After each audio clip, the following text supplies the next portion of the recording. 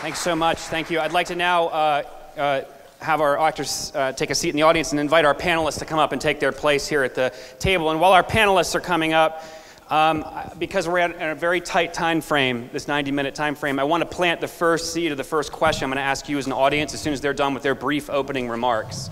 I'd love for you to think about this while they're speaking, and then I'm going to come right back out to you, and we're going to use every second we have together to cover some themes in this text. So now that you've seen these 2.5 actors going for broke, trying to make sense of this ancient play written and performed nearly 2,500 years ago in the center of the city of Athens, a century in which the Greeks saw 80 years of war, a century in which a plague wiped out 30% of the population of Athens, a century in which doctors, as a formalized profession, were born.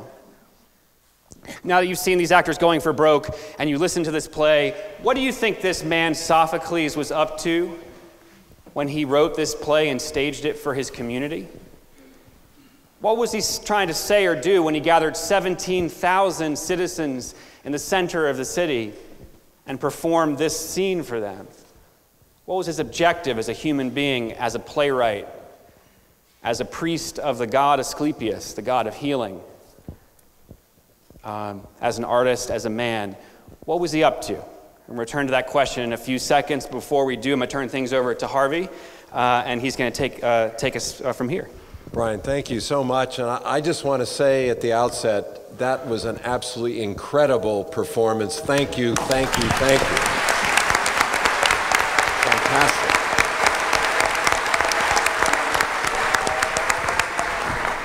And I also want to note, as I'm sure you've all noticed, that Chris Cassel has also joined us on the panel. Chris, many of us heard this morning in her presentation.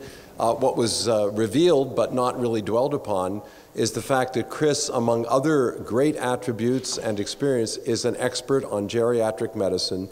And she chaired the first committee at the Institute of Medicine about 15 years ago on the topic of approaching death. So what a wonderful coincidence and opportunity for us to be able to have Chris join us as well on this panel. So Chris, thank you so very, very much.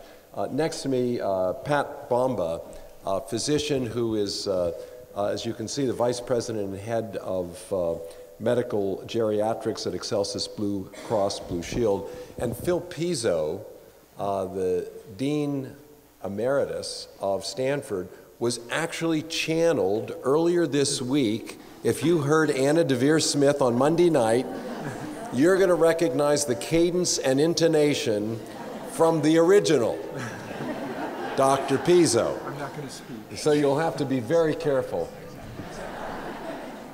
I just wanted to say, Brian, as I was listening to this, one of the elements of this play that really struck me was when the son says, I will do everything except light the flame.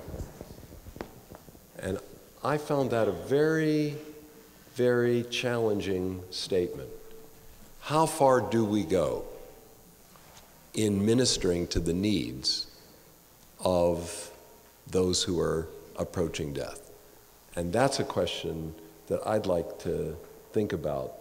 And I think that for each of us in family or in professional roles is something we have to come to grips with, and is so brilliantly and evocatively illustrated by the segment, the fragment that you shared with us. So with that, let me turn it back to you, Brian. Oh, thank you so much. Well, usually I look to see who's making the best eye contact, and Dr. Pizzo is making the best eye contact now, so I'm going to let him. Well, I want to certainly add my congratulations to our actors. This was.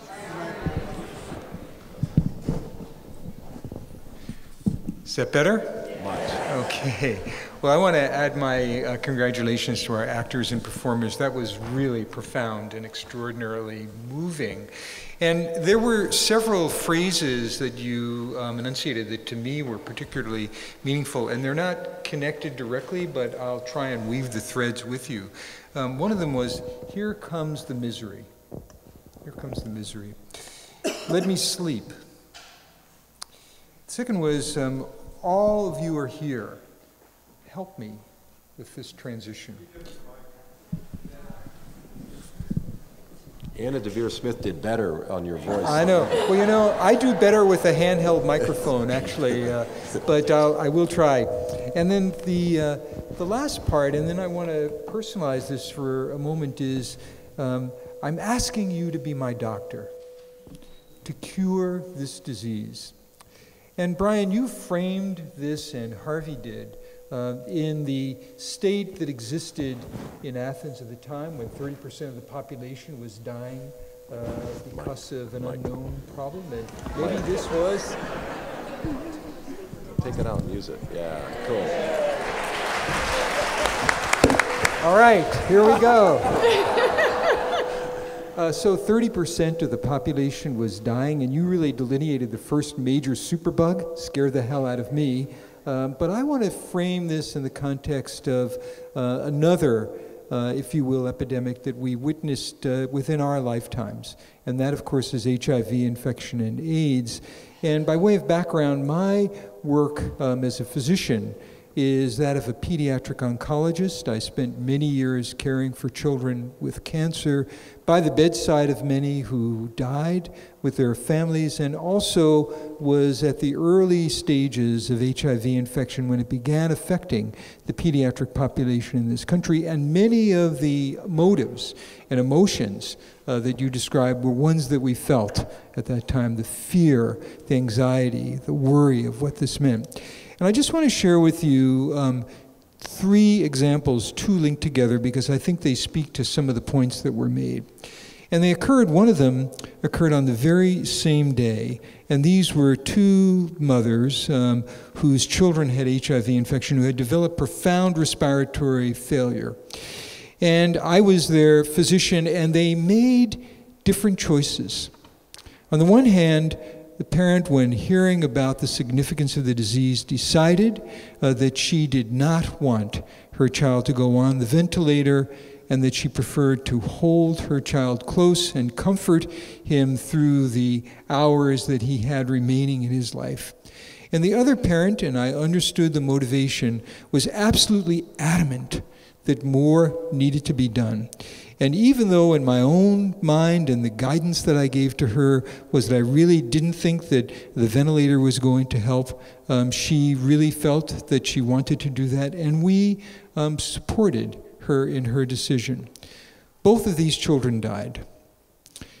The parent who made the decision to hold her child gave comfort and had an opportunity to stand by her child during those terminal hours.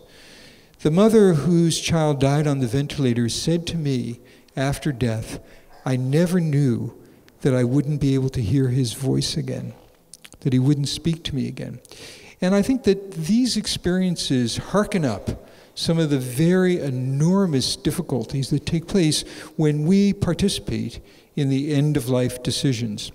Now, I want to add one other dimension to this and share with you a personal view, because that's what you've asked us to do, about how we provide care. And as a pediatric care provider for children with severe disease, I've always felt and tried to live the rule of doing everything possible while it made sense to do so. But when it was no longer possible, no longer feasible, to be as aggressive in helping the child to die with comfort. And I cared for a youngster who almost became part of my family. For 8 years, he was in an isolation room with a disease called aplastic anemia. And I was with him at the end of his life, after 8 years in isolation, when he was suffering. And I knew that there was only one way to help with his transition, and that was to utilize morphine as a medication that would help to ease his suffering and indeed ease his transition from life to death. These are complicated decisions. They evoke all kinds of debate in us. They render debates within our society, within states, in our country, among countries around the world, and speak very much to the play that you shared with us about the transitions and the role of the doctor in helping to determine which direction to go in some of those transitions. Thank you so much, Dr. Pizzo. Ma'am. You don't have to follow suit, but it maybe save you trouble down the road. I don't know if everyone can hear me. All right. Okay. I want to start by also thanking the actors and Brian for the performance, but I want to start with talking about Brian and want to thank you for sharing your personal story, because each of us in this room have our own personal story and reason for being here. And so you started by talking about having permission to talk about death, and I think that's something that struck me before we even started the play. And it reminded me of a story, but there was something else that Heracles said that also reminded me of a second story, and it was when he said, "Where is there a doctor who can put me to sleep?" So the first story that I would tell you is I'm also a geriatrician, and I've spent most of my career taking care of frail elders in private practice in upstate New York. So I'm a local. Before I came to work at Excellus, where I frame my work as being in community practice and focused on caring for people at the end of life. But the first story I would share with you is when I was a young physician in 1983, and one of my first teachers was an 85-year-old who said to me, "You know, you're really a good doctor, you're doing lots of wonderful things, but there's something that you're not very good at. You're not good about talking about death. You're not here listening." And she said, "Guess what, Doc? We're all going to die. You're going to get your chance. You need to listen to us and hear what we want." She gave me permission to talk about death, but she also recognized in me that I really wasn't very good at it, because my dad had died 3 weeks before I finished medical school, and I had not really recovered from that. Second story was, actually, she taught me through an example that's too long to get into today, but she, through her example, taught me about how important it was, and in working with her, helped me to realize, taking care of older people, you need to learn how to be able to take care of people because they don't grow old with you. The second was my first year in practice when an 85-year-old, seemed to be that age, came to me and said, "When the time comes, will you help me die? Because I'm a card-carrying member of the Hemlock Society." And she said, "There's only two things I want. I want you to know if you will help me, and two, will you write brand name Emperor number 3? I'll never forget that." And I said, "What is it that you really want when you're dying?" She said, "I don't want to be alone. I don't want to be abandoned. I don't want to be in pain. And I don't want my sister to suffer." She and her sister were all that we were left in the family, and neither had married. From that day, I learned what I could promise people. And it was something I talked to people about when I broke bad news. One, I'll always be honest, and my honesty will come with compassion. Two, I will always make sure that I take care of your pain and suffering. 3, I won't abandon you. 4, I'll be there to help with your sister and your family. And 5, there'll be a time when we begin to talk about hospice, but you are reaching the end of your life. So she taught me as well. Many of my teachers were actually some of my older patients, and I think we've learned a lot in terms of listening to the performance today. So thank you. Thanks so much. Thank you.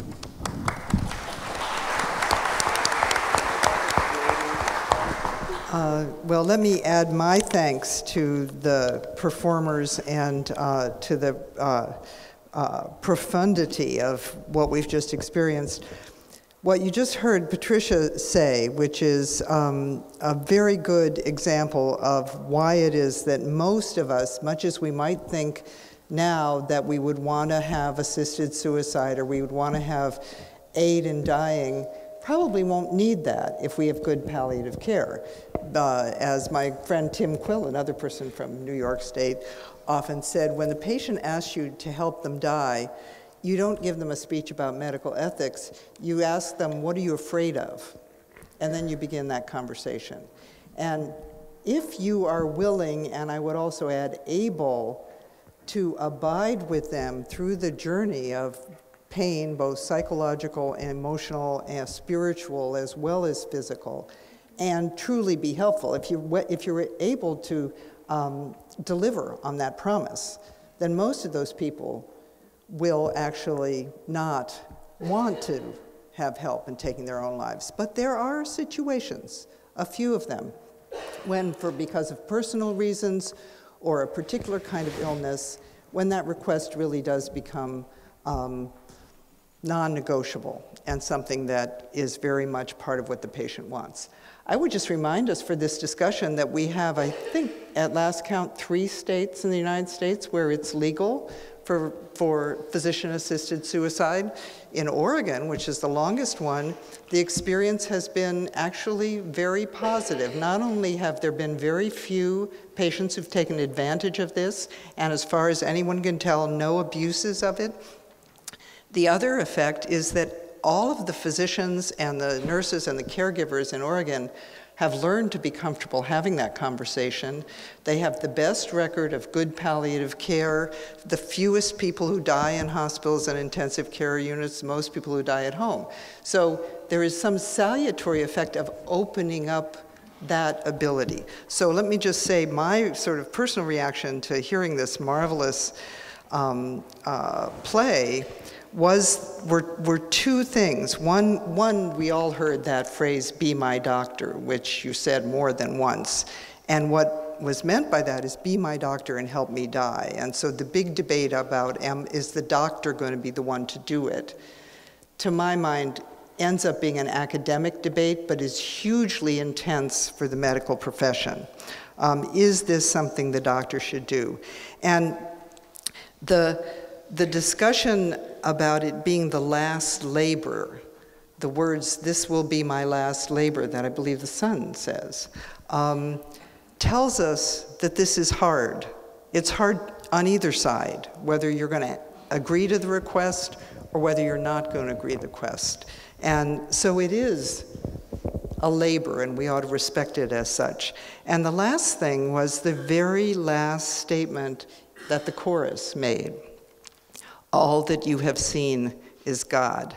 Reminds me that when I was a young trainee and struggling with what I saw, how I saw patients dying, being unwilling to be attended by physicians, not knowing how to deal with the end of life, and most importantly, not being willing to even talk about it, that it struck me as amazing that here at the front end of life, we treat birth as what it is, a miracle, an ultimate mystery, a profound event in people's lives, and death, which is equally a miracle, equally inexplicable, equally mysterious, and equally profound, we shut away and we don't want to look at. And it seemed to me that we should treat both parts of our patients' lives and our own lives with equal respect and equal dignity. So, all that you have seen is God. Thank you so much. I want to thank these 4 panelists for getting us started with a quick round of applause.